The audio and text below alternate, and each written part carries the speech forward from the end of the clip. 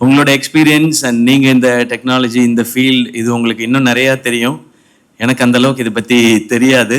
ஏன்னா எனக்கு டெக்னாலஜின்றது வந்து இப்போ என்கிட்ட ஒரு லேப்டாப் கொடுத்தீங்கன்னாலும் ஒரு விரலாக ஒரு லெட்டராக தேடுவேன். ஏன்டா ஏபிசிடி ஆர்டராக வைக்காமல் மாற்றி மாற்றி வச்சுருக்கீங்க அந்த மாதிரி தேடுற ஆள்.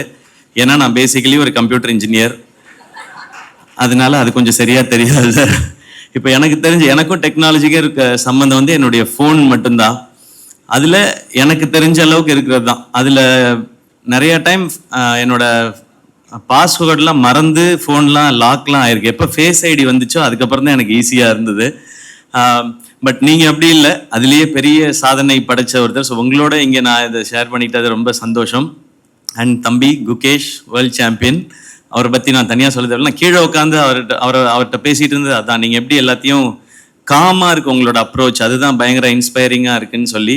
ஸோ நான் ஸ்டேஜ் ஷேர் பண்ணிகிட்டு இருந்த 3 பேருக்குமே மூளை பயங்கர ஜாஸ்தி. இந்த 4 பேரில் எனக்கு தான் கொஞ்சம் கம்மின்னு நினைக்கிறேன். அதனால தான் ஆக்டராக இருக்க முடியுது. மூளை ரொம்ப ஜாஸ்தியாக இருந்தால் நான் டேரக்டர்லாம் டார்ச்சர் பண்ண ஆரம்பிச்சிருவேன்னு நினைக்கிறேன். அதனால அவங்க சொல்கிறத படி கேட்டு நடிக்கிற ஆளாக இருக்குது கொஞ்சம் கம்மியாக இருக்குதே நல்லதான். ஸோ உங்களோடலாம் இந்த ஸ்டேஜ் ஷேர் பண்ணிக்கிட்டது சந்தோஷம். ஃபேன்லி, நான் எப்போவுமே என்னுடைய ஃபேன்ஸான என் பிரதர்ஸ் அண்ட் சிஸ்டர்ஸ்ன்னு சொல்லுவேன். ஏன்னா அவங்கள வந்து ஒரு ஃபேமிலியாக பார்க்குறேன். எனக்கு இந்த ஃபேன்லின்னு கேட்கும்போது ஃபேமிலி அப்படின்றது தான் எனக்கு சவுண்ட் ஆகுது. ஸோ அப்படி ஒரு பேரை அழகாக சூஸ் பண்ணியிருக்கிறாங்க.